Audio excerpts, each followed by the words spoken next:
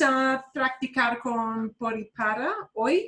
Vamos a ver quizás 2 videos y vamos a hablar un poquito más de se. We're going to take this accidental se a little bit further later in the session. So por and para, se with accidental events a little bit, and that's what I would like you to fiddle with a little bit. We'll try to figure out exactly how to do that, perhaps in breakout rooms. And then we're going to take a look at, possibly a little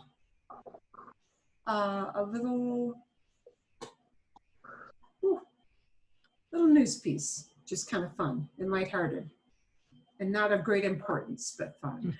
Okay, muy divertido. Vamos a ver. Vamos a empezar con un video como un ejercicio de calentar, a warm-up drill. This is a warm-up. I'm listening. It talks about a topic that frequently lots of you talk about as, oh, shoot, this is really difficult when I listen to people talk. Mm-hmm. So, and I know that even if you feel frustrated when you listen to people talk, and it's tough for you to understand people because it sounds like everything is mashing together, this is a normal question. So if you feel that way, felicitaciones, congratulations, sí, eres normal, you are normal. That is a normal problem for a lot of people to have. But she'll talk a little bit about it. So it was sort of a useful video from that perspective. I'm debating a little bit on whether I will slow down this video to 75 or not. Perhaps I should. Basically, what she's going to really illustrate with actual snippets of conversations are what, if we were studying French, they would call liaison. You know, the sounds that slide together, going from one word to the next. And we actually do this a great deal in English, but we are virtually unconscious of the fact that we do it. You know, we regularly run words together in English, even when we think we are speaking very slowly. And we truncate words, you know, hey, I'm going to tell you about something, and somebody never studied the word gonna. Because gonna's never going to show up in a grammar lesson for somebody learning English. We all know that. So anyway, this should be fairly useful. I just got to switch the positions on my screens here. But it's a good warm-up, and it really shows you that the difficulty you may find is actually a very normal difficulty that almost everybody has. And maybe how to try to fix that a little bit. Oop, we got one. Oh, we got Tomas coming on in. Great. Okay, so we're going to wait for Tomas. So it will be useful. I have slowed it down a little bit, which I may have to flip it back into regular mode for you to hear the these sounds sliding together. So if you hear the speeds shift a little bit, that will be why. Para que sepan, just so you know. Okay, aquí vamos.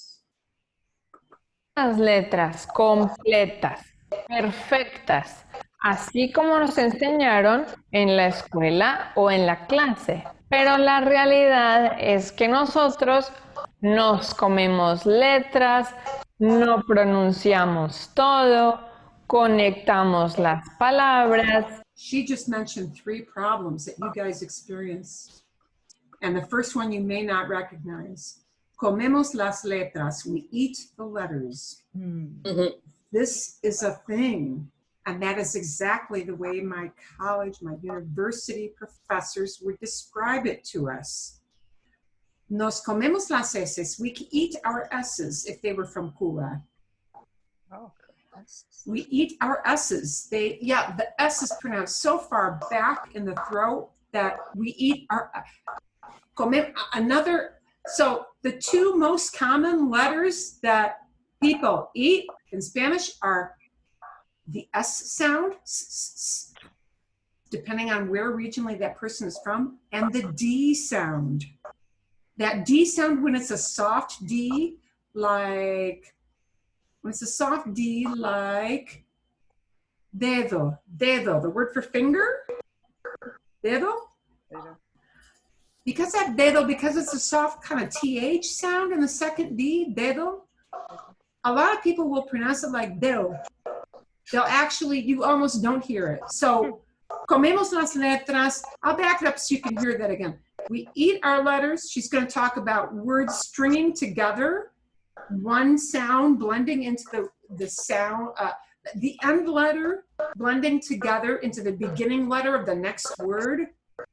And shoot, now I'm forgetting the middle one that she talked about. We'll back it up so you can really kind of focus on that idea because it's important. That's why you've got a problem. She's going to illustrate them, and hopefully that'll make you aware. So you Vamos a estudiar.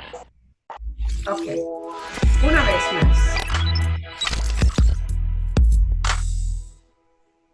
Seguramente has pensado, ay, los hablantes nativos de español hablan súper rápido y no entiendo. Tengo muchos estudiantes que me dicen que me pueden entender muy bien a mí, pero no a otras personas. Voy a serte sincera, no estoy exagerando, así es como hablo yo. Digamos que yo pronuncio muy bien las palabras y de alguna manera quizás no hablo tan rápido como otras personas, pero eso es un caso particular. Otras personas pueden hablar más rápido, más lento, pero en general lo que hay que recordar es que los hablantes nativos de español y de muchos otros idiomas no pronuncian siempre todas las letras. Cuando aprendemos español, estamos esperando escuchar todas las palabras. We are expecting to hear all the words. Esperamos escuchar todas las palabras, todos los sonidos. We're expecting to hear all the sounds and all the letters.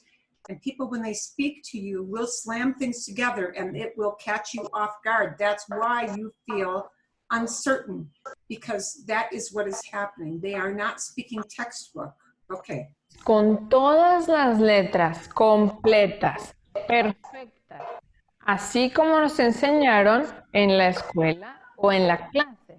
Pero la realidad es que nosotros nos comemos letras. Nos comemos letras. We eat our letters. No pronunciamos todo. No pronunciamos todo. We don't pronounce everything. That happens. Conectamos las palabras. Conectamos las palabras. We connect the words. These are what cause you problems when you listen. Es normal. This is a very normal issue. En fin, igualito que lo harías tú en tu lengua materna. ¿Cómo te parece? Entonces hoy tengo 4 audios y vamos a escucharlos y vamos a analizar palabras y también pronunciación del español.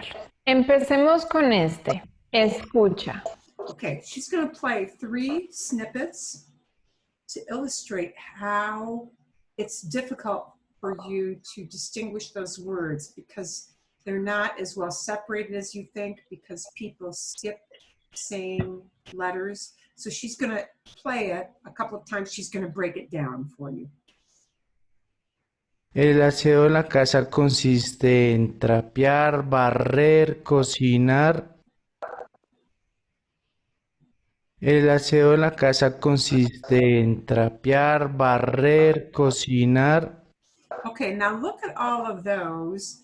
Some of those letters are getting blended together. You're going to hear the 2 es in consiste en. Because consiste ends in the sound e, and en begins with the sound e. Those are going to slide together. Lo primero que quiero que notes es cómo él no pronunció la D cuando dice el aseo de la casa. Esa D la pronuncia tan suave que casi no se oye. Okay. One thing I want to point out, when you look at this written, you can understand a little bit why it happens. El aseo de la casa. El aseo de la casa. And he pretty much slides right over that D. But notice that D is sandwiched in between an O and an E. And when a D gets sandwiched in between two vowels, in this case, the O and the E, the D goes to that soft D sound. And he pronounces it so softly that it virtually disappears when he says everything connected together. Okay? Más bien se escucha algo así como el aseo de la casa, el aseo de la casa. ¿Dónde está la D? Otra cosa interesante es la conexión de palabras a través de vocales idénticas. En este caso, en las palabras, consiste en. Están unidas por una vocal idéntica que es la E y suena algo así como consisten.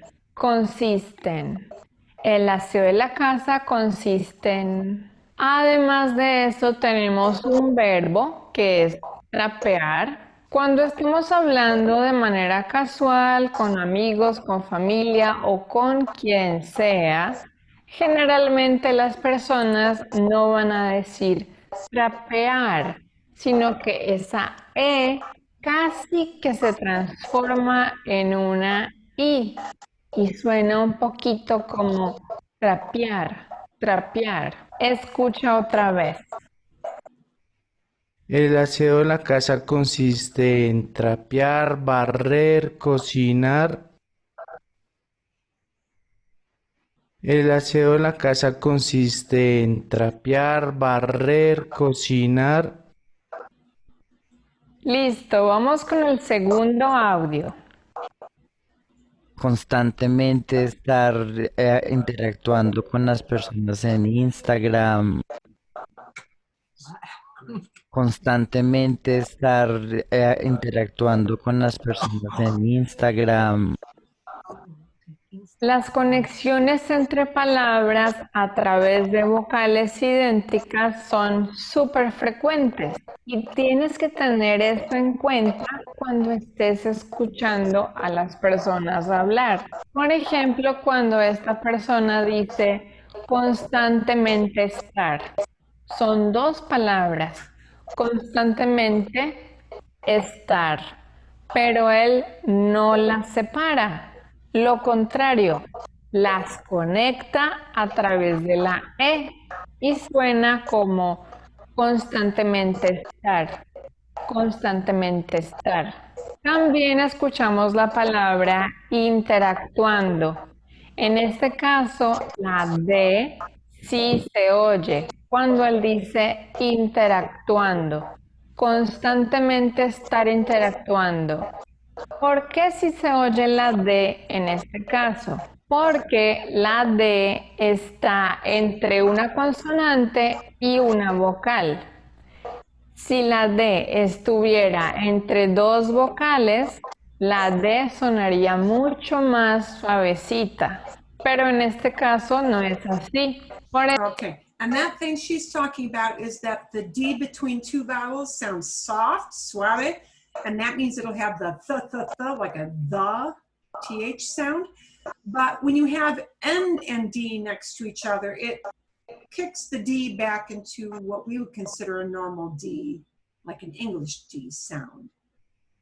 Interactuando, ando, the N goes right into the D, ando. Así es. So you will hear the D there harder than you did in the first example. Eso la escuchamos. Interactuando. También al final de la oración hay una conexión entre una consonante y una vocal. Cuando él dice con las personas en Instagram, personas en, personas en, personas en Instagram. Escucha. Constantemente estar interactuando con las personas en Instagram. Constantemente estar interactuando con las personas en Instagram. Vamos a escuchar el siguiente audio. Me gustaría mucho eso. Me gustaría mucho eso. 5 palabras en un segundo. Y me gustaría mucho esto. Lo interesante de este audio es que al final, cuando él dice mucho eso, las dos palabras se conectan y no suena mucho eso. Más bien suena como una U. Mucho eso. Mucho eso. Mucho eso. Escucha. Me gustaría mucho eso. Me gustaría mucho eso. Listo, y vamos a analizar el último audio. Nos fuimos a vivir a Colombia otra vez. Nos fuimos a vivir a Colombia otra vez. Aquí también tenemos una conexión entre consonante y vocal cuando ella dice nos fuimos a, nos fuimos a, nos fuimos a, nos fuimos a. En la palabra vivir tenemos una V en la mitad de dos consonantes, vivir. Esa V no se va a pronunciar de manera fuerte. No vamos a decir, por ejemplo, vivir. Esa V se pronuncia de manera mucho más suave y suena como vivir. And you see down the bottom it says más suave, softer. And then she's got a last sentence, los labios no se tocan. The lips don't touch.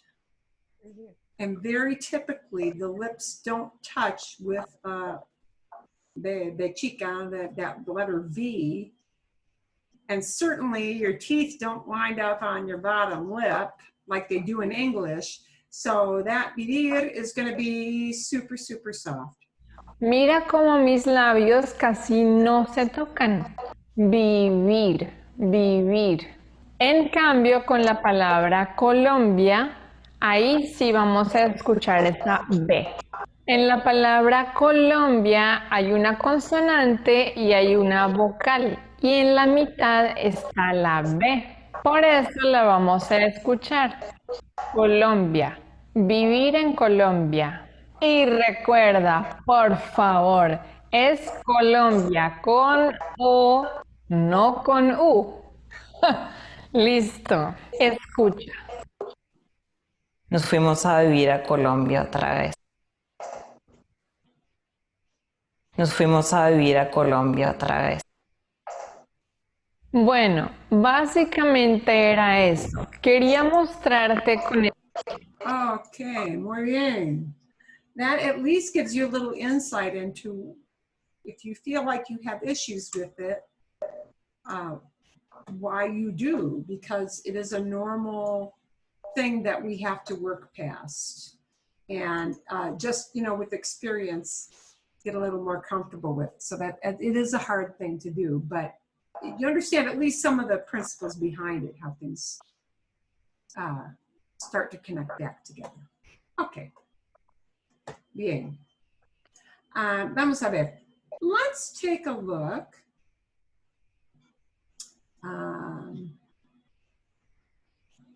Let's take a look at the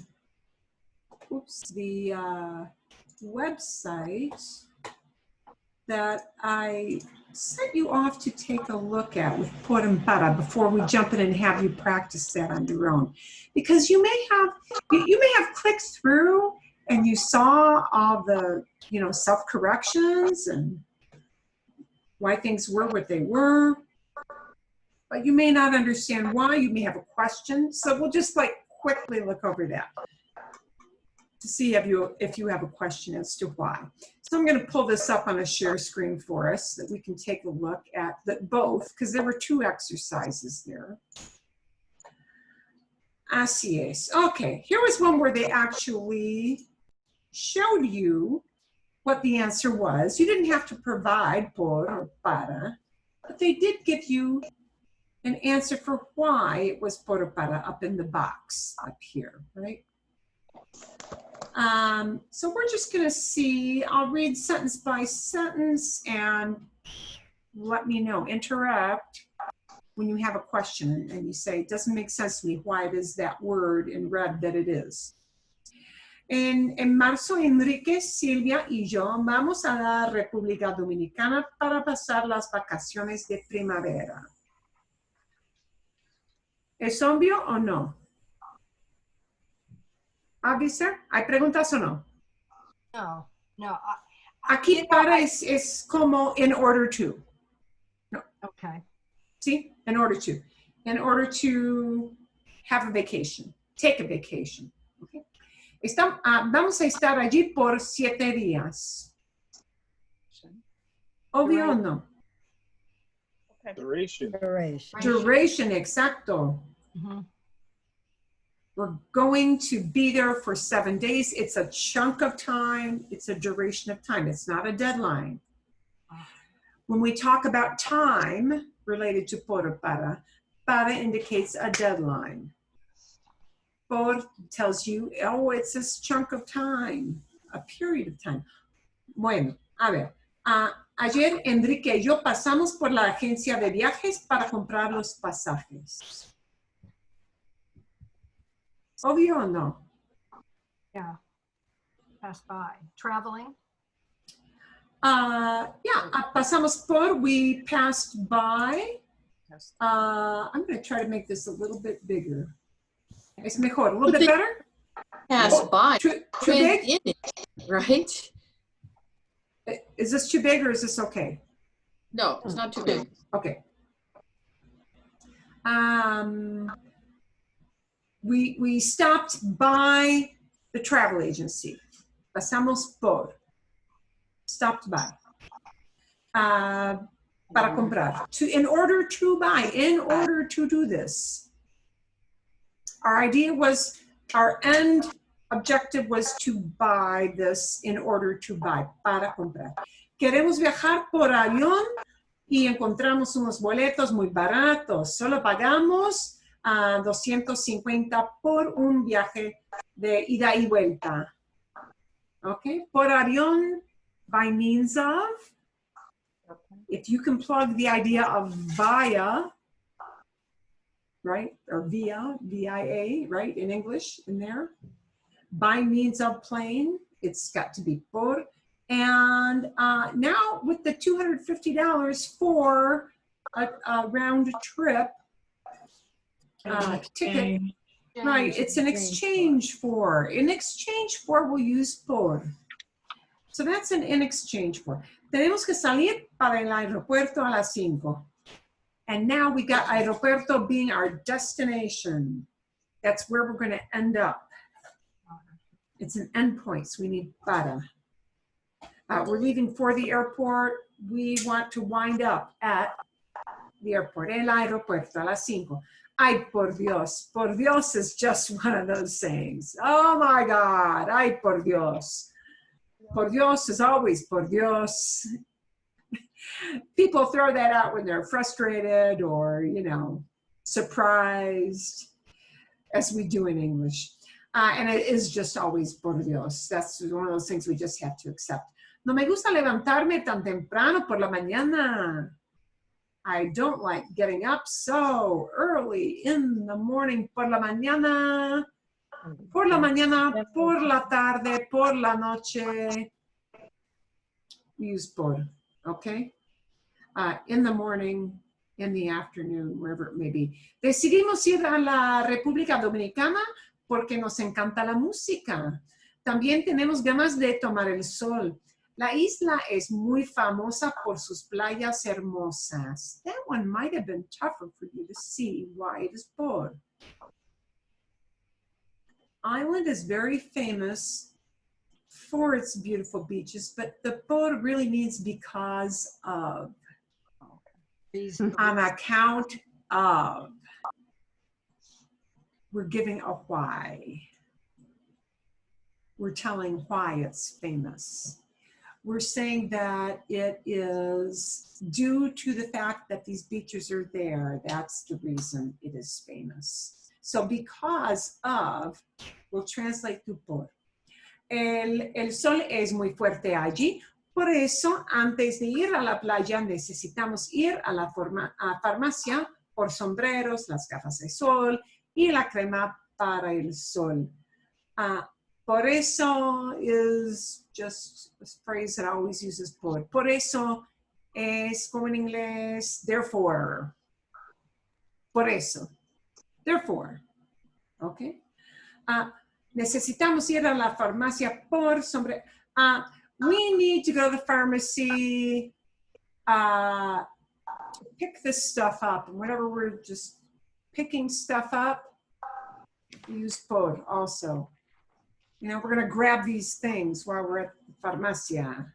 Sombreros, gafas de sol, crema para el sol. Eso es. Para estudiantes principiantes, for beginner students. Para estudiantes principiantes, ya hablamos español bastante bien. We speak Spanish pretty well, pero nos interesa mucho aprender más. Para estudiantes principiantes, for beginner students, we're kind of introducing a comparison. Compared to other beginning students, we're pretty darn good. That's hard to get that. I mean, to think of it in terms of a comparison. Right. That is a hard one. So what I'm going to tell you about that is pretty much whenever you want to say, whenever you want to describe something, and by describing it, sort of throw in a characteristic that would compare them with everybody else in that category. Ni para. And here they use it with a longer thing. Para estudiantes, for students. Para estudiantes principiantes, for beginner students. We might say para nosotros, para mí, para ti, para niños, for little kids. So it's kind of like throwing in the idea of considering that.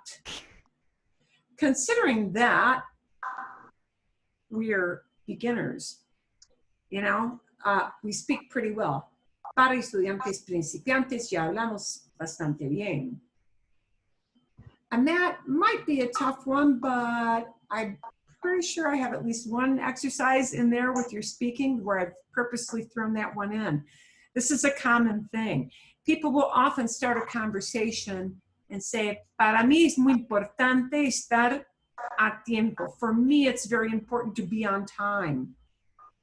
So in conversations, people will frequently talk about what's important for me, for us. So you'll hear that a lot. Y claro, antes de volver, necesitamos comprar una tarjeta postal para nuestra profesora de español. And here we're clearly talking about something that is destined for a human person, someone who will be the person who receives. And the profesora is the person who's going to receive the postcard. Okay? So, we need a para because we're saying that's who it's going to, the tarjeta postal. It's going to wind up with la profe. Okay? Así podemos decirle, so that we can tell her, gracias por enseñarnos la diferencia entre por y para. Thanks for teaching us. Thanks for is the same thing as I paid $250 for. Even though there's no money being exchanged, I give you thanks for something you gave me.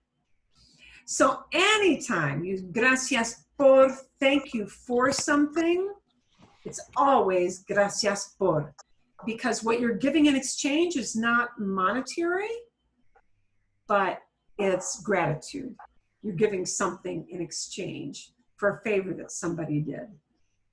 So that is why that does what it does. Es mejor. ¿Hay preguntas o no?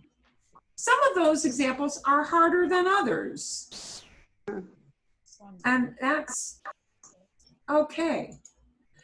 The things that I would emphasize that you should know pretty well are examples like right at the beginning, para pasar las vacaciones de primavera. Whenever you want to say in order to do something, it's got to be para. Gracias por, an exchange of money with por, you should know. Because many times we say thanks for doing something.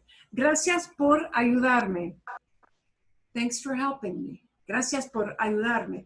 You're not giving me any money, but I'm giving you gratitude for having done something for me. It's still an exchange, even though it's a verbal and a sentimental thing I'm exchanging, okay? This one about por meaning because of is a little bit tougher. So, you know, that I would expect to be difficult.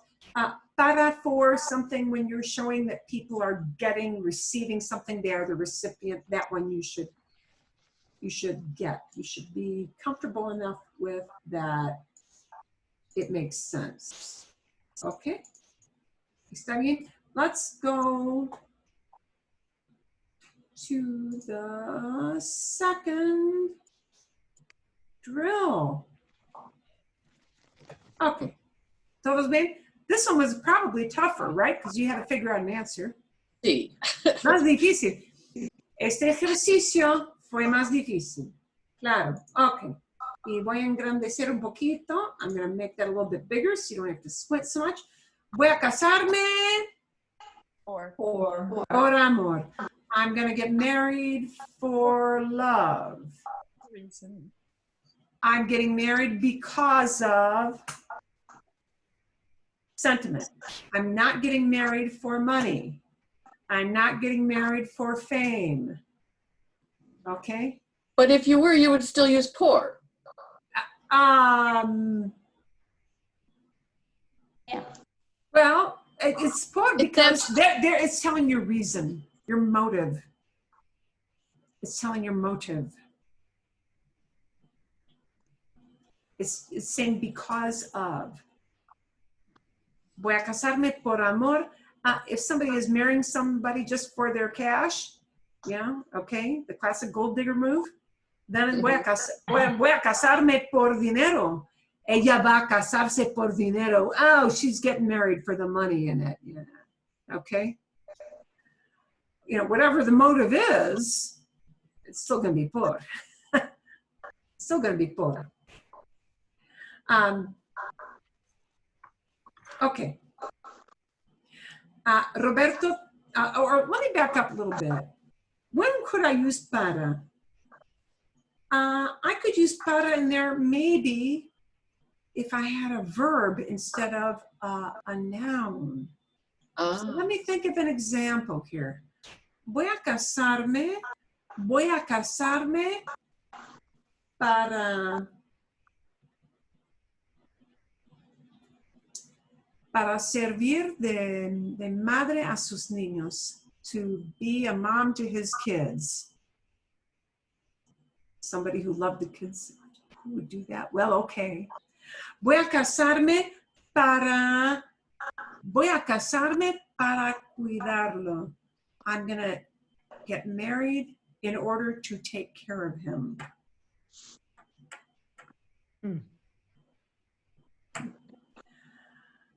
Voy a casarme para ser una dama importante. I'm going to get married to be an important lady.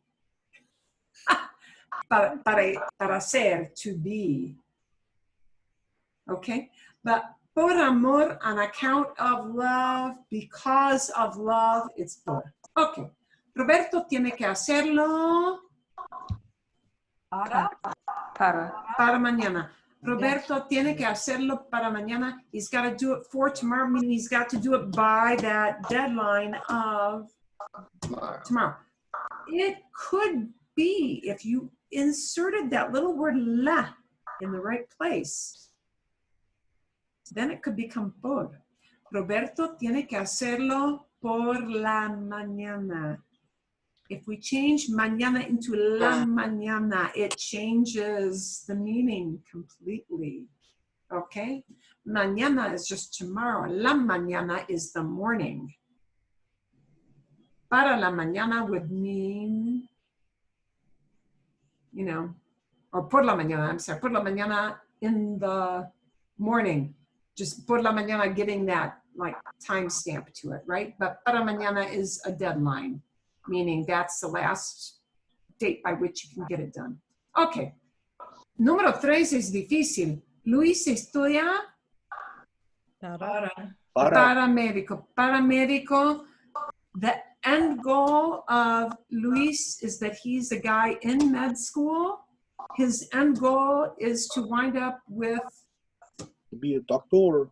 Be a doctor. And because that's a destination, a goal he's working toward, that's why it is para. Estudia paramédico. It looks like it's saying he's studying for doctor. It really means he's studying to become a doctor. He's studying to be a doctor. He isn't a doctor yet. That's his end goal. That's where he wants to wind up. So no matter what, and this is a very common thing to say when somebody has a son or a daughter or a husband or a wife who's studying to get a degree. When they want to become something professionally, para indicates that they're working towards that goal. Okay. Ayer yo trabajé. Oh, esto es difícil. This one's a tough one too. Ayer yo trabajé. Por Luisa, porque ella está, porque ella se enfermó. Porque ella se enfermó because she got sick. Okay, here's how por and para can change meaning. This is really a good example. Trabajé por Luisa porque ella se enfermó. Yesterday, I worked in exchange for Luisa in her place. I worked in Luisa's place because she got sick, meaning she couldn't be there. Somebody else had to be there. I was the exchange. I physically went in and I was the exchange for Luisa not being there.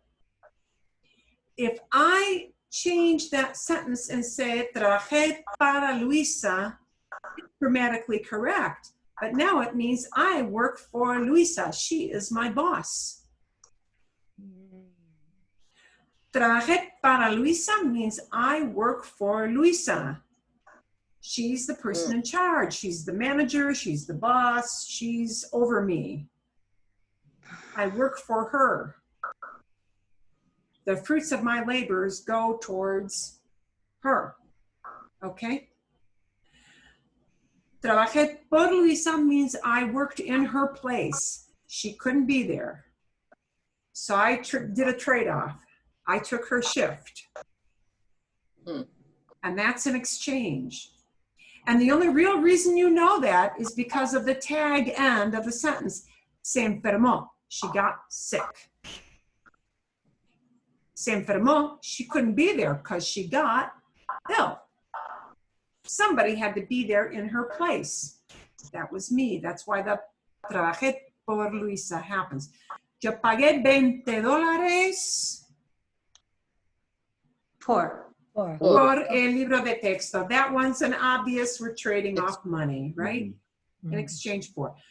I paid $20 for the, here's your $20. Oh, I get the book. Vale. Número 6. Viajamos a Cuba. Por barco. Ah, ¿por qué? Why? We're traveling to Cuba by boat instead of by plane Okay, in this case, we couldn't take a train there, so, you know, yeah. Por barco, we could trade that to por avión. Por indicates the mechanism by which we're getting there. So this is actually a pretty important thing. Viajamos por tren, we're traveling by train, meaning that's the vehicle we're taking. Viajamos por carro, we're going by car. Viajamos por avión. Viajamos por autobús, we're going by means of the bus. Hablamos por teléfono. Hablamos por internet. We're speaking on the internet. We're using that means, by means of, okay? Anytime we want to translate by means of, it's por. Okay. 7. Mi familia vivió en Puerto Rico Four. por 5 años. We're talking about a chunk of time, a period of time. We lived in Puerto Rico for 5 years. When we're talking about time, the time here is not a deadline of 5 years. It's for that whole duration of time, por 5 años. Ok. 8. Este trabajo de, no, perdón. Este traje de baño es demasiado pequeño para mí. Para mí. This swimsuit is too small for me. That's sad. La historia de mi vida, the story of my life. No? Okay. For me, it's got to wind up on my bod. So yeah, para mí. And this, in a way, they would really call this a comparison. Well, it's not small for somebody else. It's just small for me. That's why they call it a comparison. For us, we may say, I don't see a comparison there, but okay. Número 9. Miguel no fue a clase ayer. Para. Okay, if I use para, here's what it means. If I use para, Miguel did not go to his class yesterday in order to get sick. So what we mean is Miguel didn't go to class because of, on account of. Because he was sick. Being right, because he was sick. And So why do you use the infinitive as star? That to me makes no sense. Okay. Qué buena pregunta. Here is a really, really good, excellent question. Most of the time, when we have an infinitive, it winds up being para. Most of the time. I would say probably 80% of the time. That's pretty high, percentage-wise. Estamos aquí para aprender. We're here to learn. Tengo un vaso de cerveza para beber un poquito. ¿Ok? Por ejemplo, pongo la luz para tener una luz muy suave. I turn on the light to have a nice soft light. Okay? But here, he's not going to class in order to, right? I turn on the light in order to have light. I have a glass in order to drink. Why don't you use the past tense? Yeah. He didn't go to class because he was sick. Why do you say to be sick? There are different ways you can say it. Somebody may express it to you not feeling like they want to put a past tense in because they just feel like saying it that way. That is what happens because we have more than one way to say something, okay? You could have phrased that. Miguel no fue a clase ayer porque está enfermo, porque estuvo enferma, because he got sick, because he was sick. I could have used porque, because, but just like in English, somebody say, oh, he didn't come to the party on account of he was at work, on account of being tied up at work, on account, yeah. So they're just using a different expression to get that idea across. And people will say whatever they feel like, as we often switch different expressions in English. So, por estar enfermo is like saying on account of. It's one of those SOS things. It's one of the, well, it's kind of SOS, but you know, here you really clearly can't say para estar enfermo. Wow, his intention was to go to class so he could barf in class. That's kind of almost the idea. It's gonna, oh, he was gonna purposely upchuck in class. That was his intention. And that's not really what we mean. We mean that, oh, there was a background story about why. And, you know, in a way, it's a little shorter way of conveying that idea of because of, than saying porque está enfermo. Por estar enfermo, boom. A little So bit you've faster. never done that to get out of a test? Okay. 10. Regresé a mi cuarto. Same thing. Por estar enfermo. Por estar enfermo. Yeah, because of. I went back to my room on account of I didn't feel well. Okay? Yeah.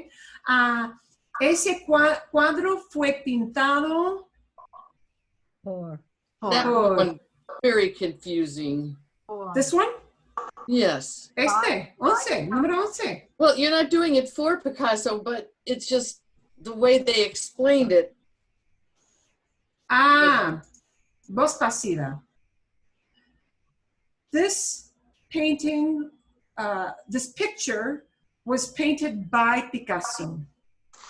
Por means by, because fue pintado is passive voice. It is the true passive voice in Spanish.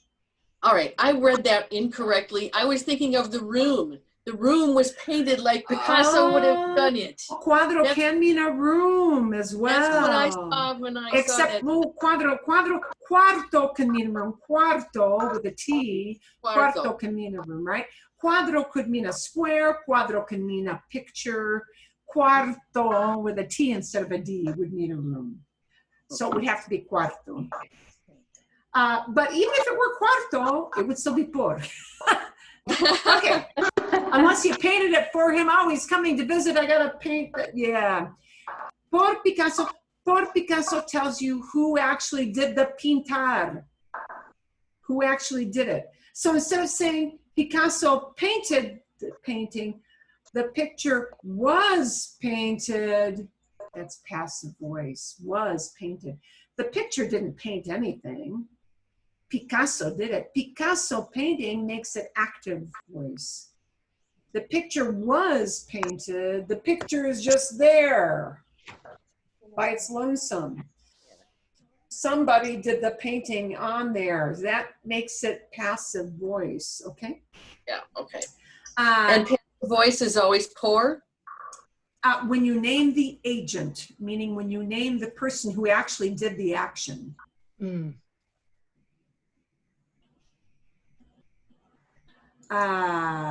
Por ejemplo, el soldado, the soldier. El soldado fue matado por el enemigo. The soldier was killed by the enemy. Soldier didn't do the killing, he got the bullet, right? So, es la víctima, he's the victim of it, right? El enemigo, the enemy, is the person who actually did the killing. So that tells you who actually did the action. Por, whoever comes after por, that's who actually did whatever the action was. In this case, it's a painting. So it's who did it, not who it was done who for. did it, not right. Right, exactly. Okay. 12. Ese político hace mucho Para, for someone, for the See, poor. that's what I thought. This is the toughest one, I think, Yeah. on the whole page. Yeah, how do you Because you say, translate? wait a minute, clearly he does a lot. For Who the poor. receives all that lots? The poor. I know. So if you miss this one, don't feel bad. What it means is for the benefit of. What it really means is on behalf of. You're probably not going to be very likely to have to say that in conversation. That's your sad little payment, I guess. This is a tough one. This is the toughest one on the page. On behalf of. This is the one which typically an English speaker is going to get wrong probably 80% of the time. Because to us it looks like, well, aren't the poor receiving something? Right. Yeah, it's just like I bought the gift for my child. Exactly. Yeah. Did this stuff for the poor. The child is actually receiving something, the gift. Whereas Well, here it just says does a lot. A lot of what? Does a lot. Does a lot of favors, does a lot of nice complimenting the guy's wife, does a lot of building a house. We don't really know. It's kind of vague. So if you used a more specific verb in terms of defining what you did for the poor or what he did, then it would be para? It might be, right. It might be. Right. But, you know, in this case, the politician does things on behalf of other people more than actually physically giving them something. I know that's a hard example. The only thing I can say is really, you'll know it when you see it. You're not likely to have to use that example a lot in conversation. You're likely to hear it, to read it. You're not likely to have to use it a lot. Because when you're communicating with people on a vacation, on behalf of, do you use it that much? You probably won't. Okay. 13. Buen centro. Para. Para ver. We're going downtown in order to see. Para ver. Okay. Quiero viajar. Por Europa después de graduarme. Actually, you could technically use either one, but it changes the meaning. Quiero viajar por Europa. I want to travel through. I want to travel around. Meaning all over the place. Quiero viajar para Europa. I want to travel to Europe. If Europe is just an end destination, you could technically use para there. And that would mean that's my end point, even though it's a vague one. But por here is probably what you would more typically use because you're saying I'm traveling through Europe, meaning you're going all over the place, not just to Europe. Europe's a big place, right? You're going through Europe. All around it, okay? 15, si hay un incendio, debe salir. Para? No, por. If there's a fire, you should leave. By the window. Por, through. Por, it has to be por here, through the window. Could not be para under any circumstances. Por la ventana, through the window, okay? So now what you may or may not have gotten out of this, and actually if your biggest benefit out of this was seeing that por very often does not mean for, you're doing pretty well. The biggest problem is that people just look at, four, two fours, and it really isn't. Por quite often does not mean for at all. Por quite often means something else. It means by means of, through. around, alongside. It can have many meanings, but you know, it's likely not just to be for. And really, if that's the biggest takeaway you got, and you say, I'm still uncertain, you're doing okay. Okay, believe it or not, because we're going to take a look at and I'll just briefly share this because soon you're going to go off into your breakout rooms. Whoops, perdón. I'm trying to mute. That didn't work. Uy. A ver.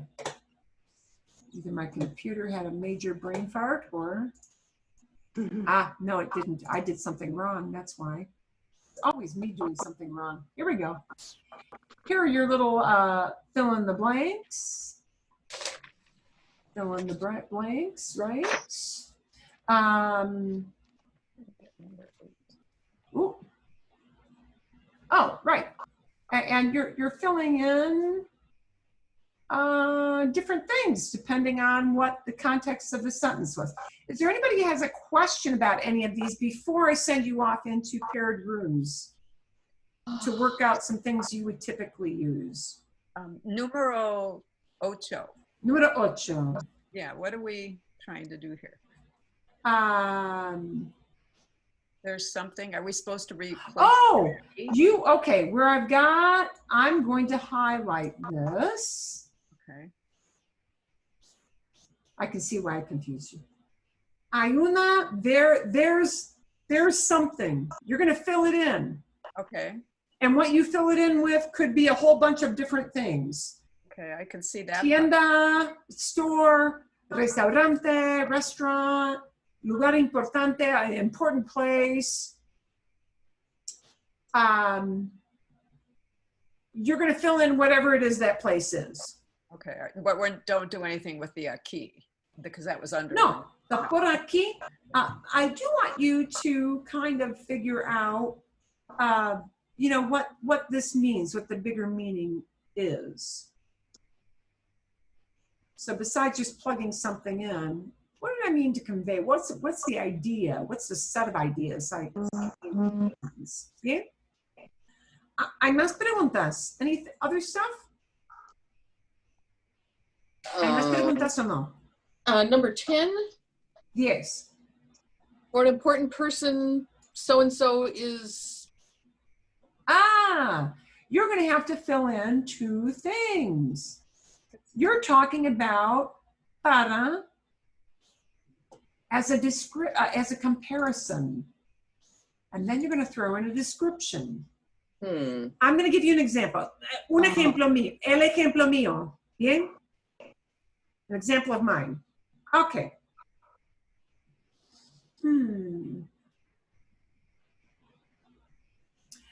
Para una persona importante, Tom Hanks es muy agradable. Para una persona importante, Tom Hanks es muy simpático.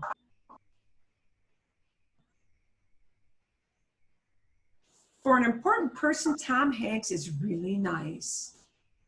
So you're kind of saying something that you don't expect. Yes. Yeah.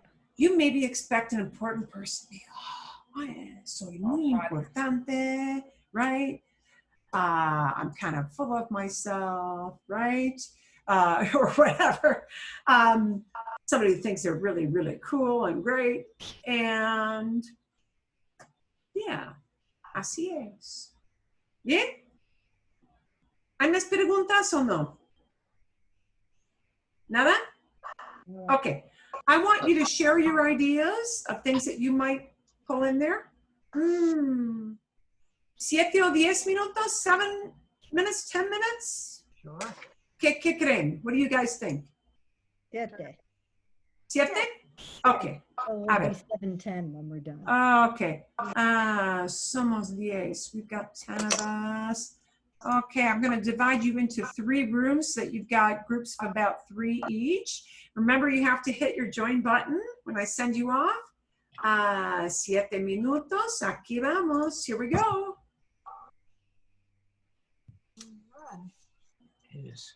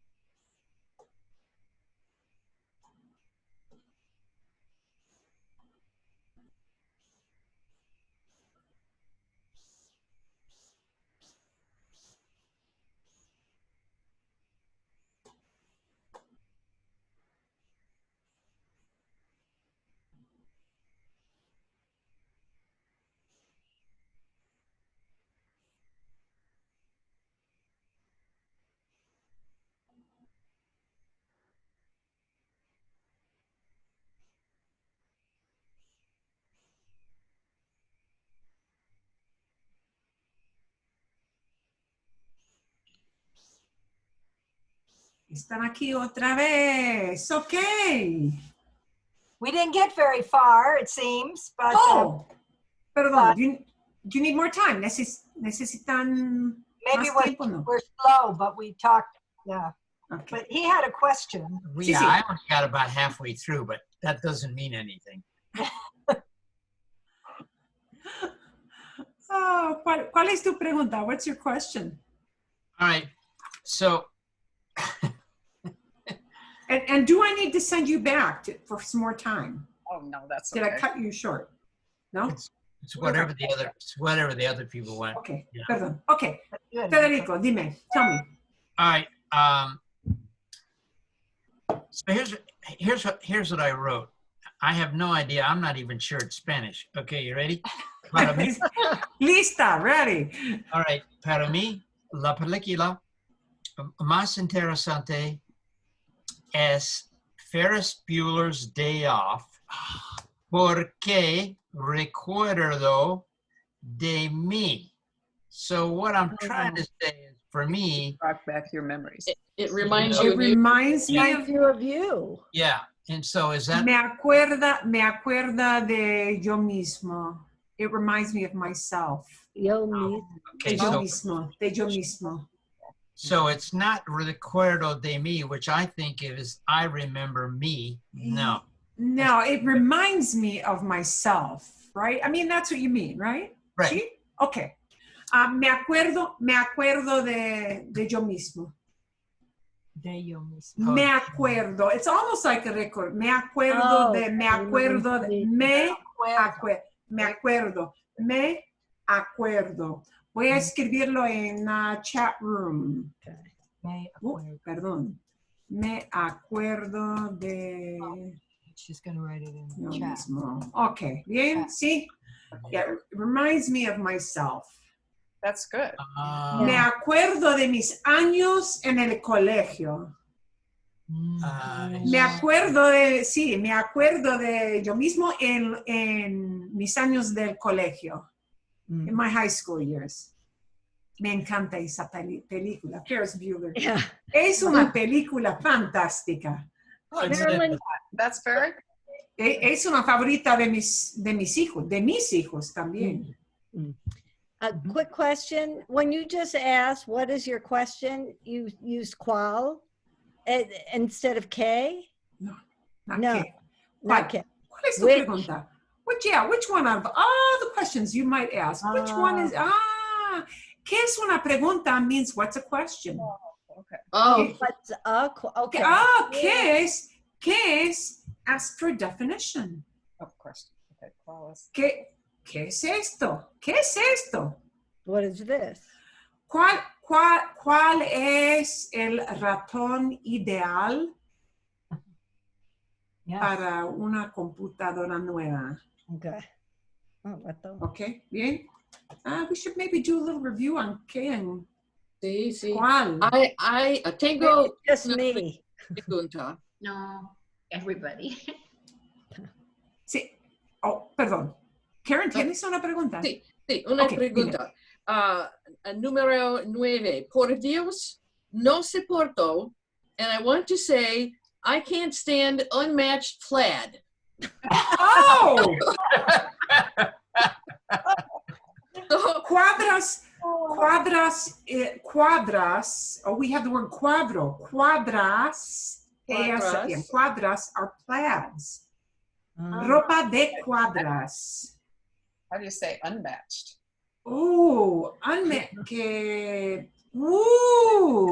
qué buena pregunta. Voy a buscar. Wow. Look it up. Unmatched plaid. That kind of bothers me too because I used to sew plaids and matching plaids was a difficult skill to learn. but if you don't do it, it's horrible. Uh-huh. And when I Unless tried to you look can it up, I match get with- like matches in a game or something like that, and I couldn't get the meaning that I wanted. I got for like a set of things or a Oh, okay. permanent. I or, got you an know, answer for you. I got an Okay. answer for you. Okay. Oh, cuadros. Okay, voy a escribirlo aquí. Cuadros. Inigualables. Wow, what a mouthful. Unequal? Eso es. I got you. Cuadros, there are your cuadros, there's your plaids. In, meaning not. Yeah. Right? Inigualables. Igualables, I guess, matched up. And they're not equaled. Yeah, they're not. But you can have an unbalanced plaid and still match it. So are you saying? I checked it out and it came up with incomparable cuadros. So not unmatched, but unequal. That's kind of that's a really tough conceptual thing, isn't it? Yes, in Spanish. Yeah. Apparently in Spain, it's not an issue. That's right. They don't wear plaid in Spain. I'm just getting inigualables. Wow. Yeah. That's what I get. Wow. Igualables. Inigualables. Unequaled, unmatched up. That word-wise makes sense to me. Well, I'm glad I know that. Eso es difícil. Wow, that's a tough one. Okay. Well, that's what I gustan, me gustan. Okay. Por ejemplo, si no soporto el perro del vecino porque ladra tanto. I can't stand the neighbor's dog because he barks so much. Too much. Okay.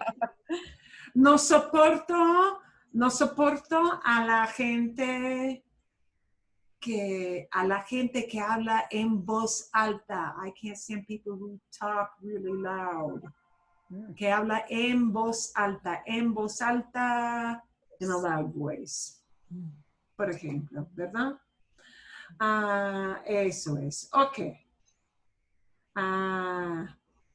¿Cuál es un buen precio por un auto nuevo? ¿Cuál es el buen precio? No sé. Good price for ¿qué? El precio. El número 6. New car. ¿Cuál es un buen precio? $40,000. ¿40,000? That's what two of us said that. Depende de lo que quieres. Depends on what you want, ¿no? Right. Because Un carro de lujo, un carro normal, un carro para un joven de 17 años, 40,000, no. Depende, ¿no? Depende. ¿Para qué? Depende de muchas cosas, pero quién va a usarlo y todo eso. Ok. Muy bien. ¿Hay más que quieren compartir? Anything else you want to share? ¿O tienen preguntas o no? ¿No? ¿Nada? Ok. We should maybe do another lesson on qué en cuál, ¿no? Sí. ¿Sí? Vale la pena. I think that is worth it because very, very often we do want to ask questions that use both cuál and qué. And that is a real sticky thing. And it helps to know which things are typically going to be cuál. Besides knowing the rules for knowing what kind of situations am I typically going to use cuál in a lot, because there will be things we can illustrate with that. Okay. Quizás la semana que viene, maybe next week, we can plug that in. That would be a good, es buen tema. Okay. A ver. Are we good to move on to a short topic? To lead off for next week? This is fun. This is something I'm trying off on my daughter, who will be the guinea pig. Uh-oh. No, she knows what I'm talking about with this. She's the guinea pig, not because of the Spanish, but because of the technique I want to use. Actually, I will show you what the technique I want to use looks like. I may actually, I may even send this off to you. What a brilliant idea. Qué idea maravillosa. I will probably send you off because this is the type of thing you can use as part of a homework segment. And then when we come back, we can look at it. I ideally want you to be able to use it while you're together, but it would involve you having to use Zoom and pull up another tab. And now be honest, because you're not going to hurt my feelings in any way, shape, or form. Would you find it super frustrating to have to pull up an additional Google tab up and have it I don't on know one because half I've never tried it. Yeah, me either. and have the Zoom running at the same time as that? Would that be doable or not? now. I'm not sure if I could have two things that I could see at the same time. If you had dual screens, it would work fine, but most of us aren't using that. Okay. Gracias, Tomas. Thank you. But Because some of us have a tablet. I'm looking at you on, and I've got my computer on the one side of me, so it's no big deal. okay. So for some of you, it wouldn't be a big deal, but for others of you, it would be, especially if you're on a tablet, right? Okay, so that gives me something. Okay, so that tells me that what I'm going to do is give you guys a link, and this will be part of your homework. Okay, so here's what it's going to look like, just so you know what it will look like. Es breve. It's brief. It will look like this when you see it. Now, what I'm going to test out with my daughter, it's supposed to be something. See, ideally, what I wanted to use this for was, my ideal was when I send you off into your breakout rooms, I would like to have a space where you can like talk, use something, type in your ideas, and then we come back and share it. Now, as Tomas had and gracias, Tomas, and thank you, Tomas, for telling us about this. If you've got two screens, that is a super easy thing to do. If you don't, and you're deciding how to split up your screen to, to see two sides, that may be tough. So we're going to do this as part of your assignment. I'll give you a link. You'll be able to get into this page, and you should be able to double click on this wall. It becomes a wall, and you should be able to double click and like type your ideas in as part of your homework. Okay, this is an app called Padlet, P-A-D-L-E-T. So are those things like the little sticky notes in a physical world? We'd have little sticky notes and you go put up on the wall there? Qué buena descripción. What a good description. They are kind of like sticky notes. They look like them. Yeah, they can be. Now, and ideally when people use them, they can use them for a variety of applications. So ideally, some people may want to bring in pictures, they can be used for many different applications. For my applications, I would not expect you to go find videos and pictures. I'm looking for your ideas, just to type in ideas. But you should be able to have a starter sentence and be able to complete it. I'm laughing at that. And be able to complete it, okay? So in order I will give you the link to get to that page. Okay. And don't be afraid to write on it when you get there. I'll likely send some kind of directions with it. So I'm not going to send it in the email yet tonight. I'm going to make sure I work off the rough edges off of that. But you should be able to type your ideas in. And I think you're only supposed to be, you're supposed to be able to double click. Yes, I double clicked. Do you see how I double clicked? And I brought up a new box.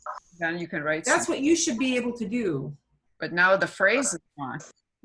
To memorize. No, I think it's an extra box. No, it's an extra. Yeah, and where it says title, do you see where it says title? Yeah. Put your first name in. Okay. Put in your first name, right? So, just put in Karen.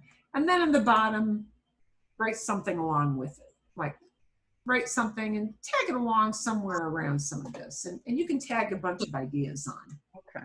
So, will okay. everybody see everybody else's, or do you only Yes. see yours? You will be able to see everybody else's. Oh, and we can make it color? Oh, yeah, this is like stickies. Yeah. Yeah. Yeah, okay. So you should be able to double click and it'll just bring up a little box, right? Okay. Bien. Bien. Oh, no, that's a comment space, so we don't want that. So this is the idea I'm guinea pigging my daughter on. Okay. Although this is a topic she actually had to take in college. She kind of had it. She had it once, but it's not something I spent a lot of time with. Okay. We're going to talk about accidental events. This is the last use of se that we will do for the summer. The very last use of se. You had se with the reflexives, which are kind of comfortable because you've seen those a bunch of times, right?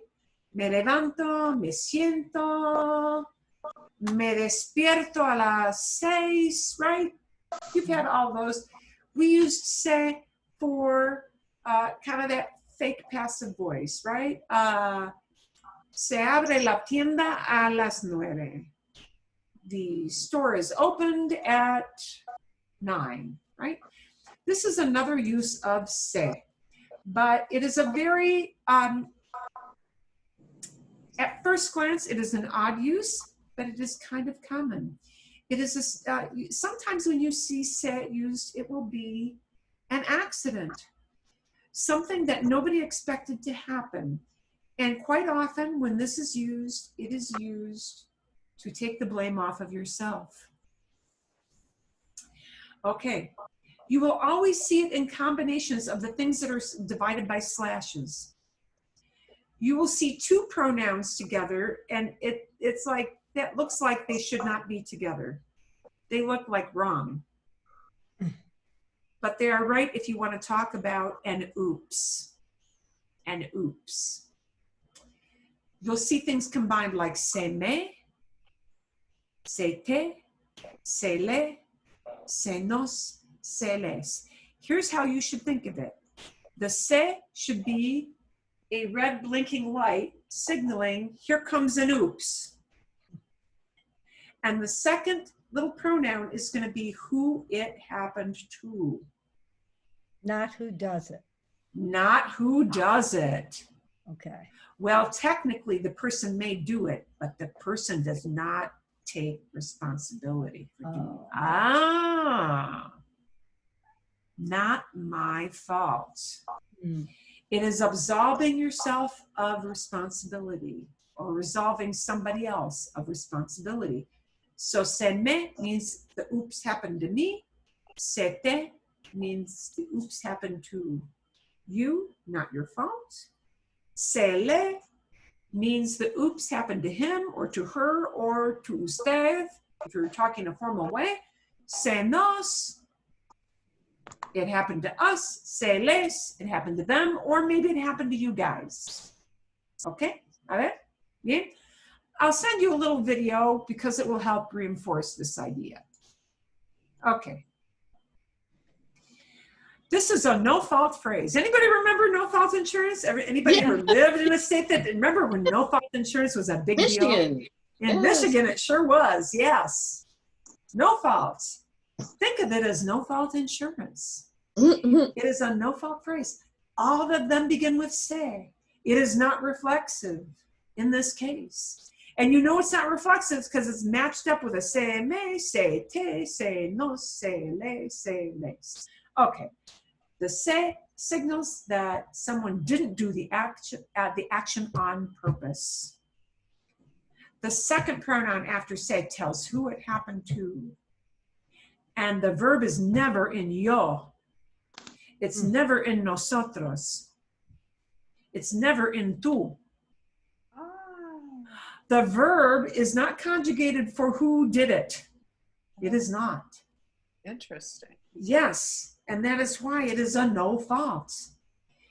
The verb will always be an él y a usted form or an ellos y a ustedes form. Always, always, always. Now, not all verbs can use this structure. I can't just pick anything like hablar, like comer, like vivir. I can't pick any old verb. Certain verbs will do this, and you will see why. Okay.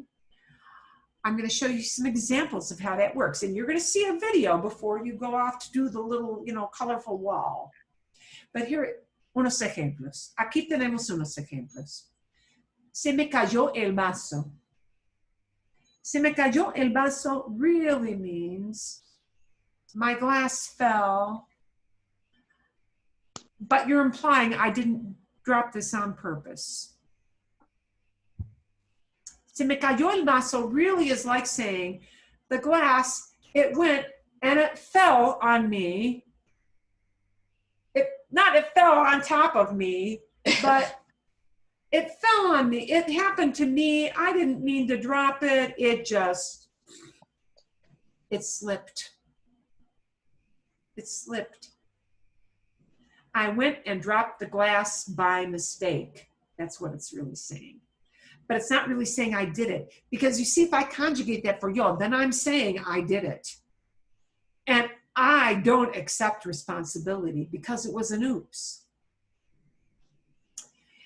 This is, in a way, almost a mentality thing in the Spanish language. It's somebody saying, I did not intend for this to happen. So I love that one. Yeah. Yes. Okay. Se me acabó la cerveza. Se me acabó. Acabar means to finish or to end something. Se me acabó.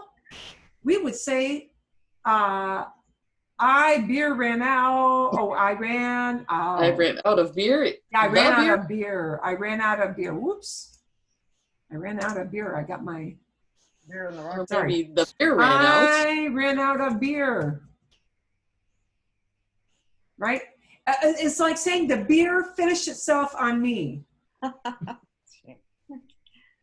when you think about I ran out of beer, it makes no sense in English either. I ran out? What the heck does that mean? How do you explain that to somebody? I ran out of beer. I thought there was more. I ran out. It finished itself up. Oh, I thought I bought enough. I really didn't mean to be short of this item. Okay. Se me olvidaron los documentos. The documents went and forgot themselves on me is really kind of what you're saying. Okay.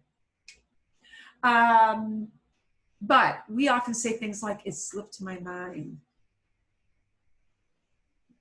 When somebody's saying that in Spanish, what they're saying is, this is very frequent.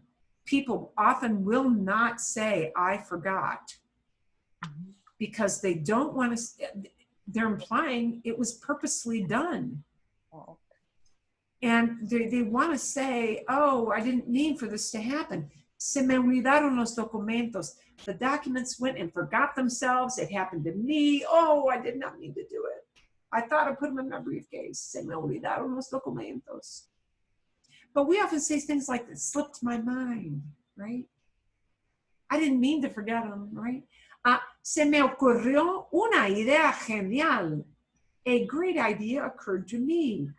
It just popped into my head without my planning it. Se me ocurrió una idea fantástica, una idea genial. This idea, it went and it, boom, popped into my brain, okay? Se me rompieron las gafas. That's a good one. My glasses went and broke themselves on me. I accidentally broke my glasses is what you really mean. Those glasses, they went and they broke themselves on me.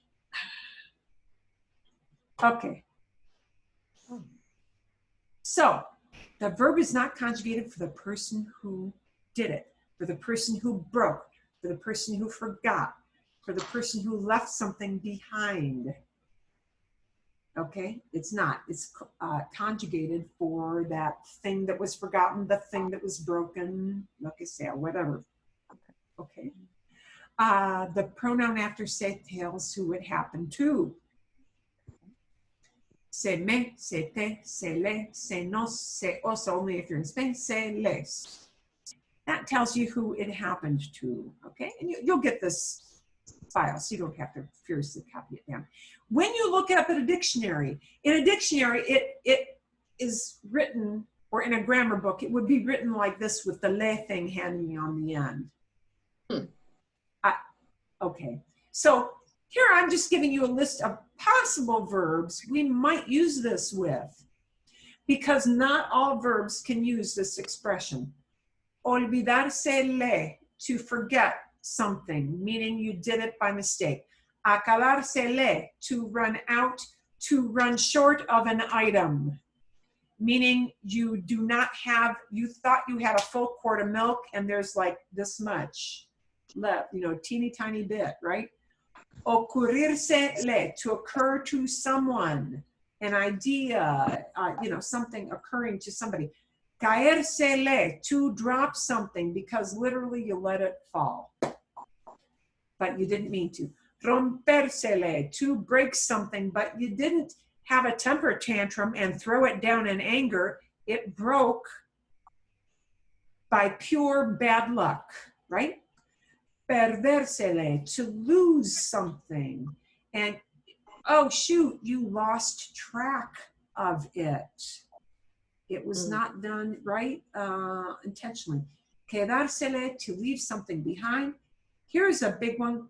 Descomponérsele. That is super long. Descomponérsele means to break down.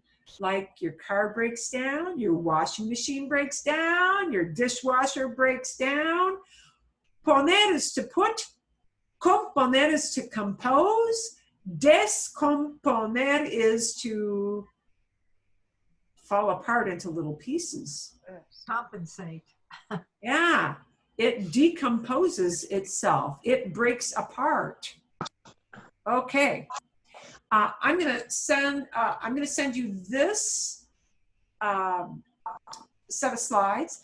I'm gonna send you a link to a video that will show you lots more examples. Quite often, by the way, more often this is used in past and not in present. So when you go to the wall, the verb's already done for you in case you're still feeling shaky on pretérito. Now, why is this usually in past? I'm going to give you an example. If we look at the list of verbs, or better yet, let's look at my examples. Aún mejor. Aquí, here. Se me cayó el vaso. I dropped the glass by mistake, right? I dropped it. You don't often say, I'm dropping the glass now. It's by nature, it's a past thing, right? Right? Yeah, you didn't know it was going to happen ahead of time, right? Se me acabó la cerveza. Well, you might say I'm running out of beer, but often it's, oh, I just ran out of this thing. It happened, right? Se me olvidaron los documentos. I can't really put that in present. It's not like I'm forgetting this now. No, I forgot about it, right? So I mean, just naturally, because these are accidents, things you could not foresee ahead of time, they're usually past. Ocurrir is the one that might not be. You often say, oh, something, I'm just getting this idea. Se me ocurre. It occurs to me. But the other ones are usually past most of the time. So I'll send you this. I'll send you a little explanatory video, which is going to be super great, setting it up for you. And I'll send you a link to the little wall so you can post some ideas of yours to practice that. Sound good? ¿Sí? ¿Está bien? Está bien. Bien? ¿Vale? Bien. Okay. This is actually kind of a frequent thing because quite often, you know, we want to convey to somebody that I just, you know, like somebody, you're sitting down, you're finishing up a dinner, you're gonna, like you're going Dutch with your friends, you realize you don't have enough money. Oh, I left my cash at home. Oops, that kind of situation, right? Which hopefully whoever else is with you has their cash, okay? So Eso es, that's it. That's it. I will send you lots of links for these things.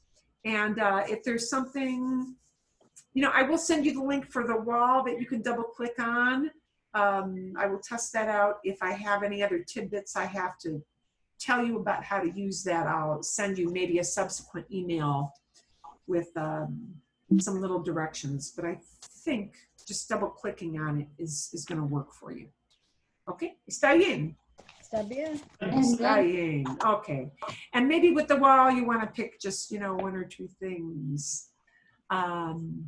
Maybe not talk about all of them, but pick a couple of examples. Vale? Vale. Vale. Magnifico. Okay.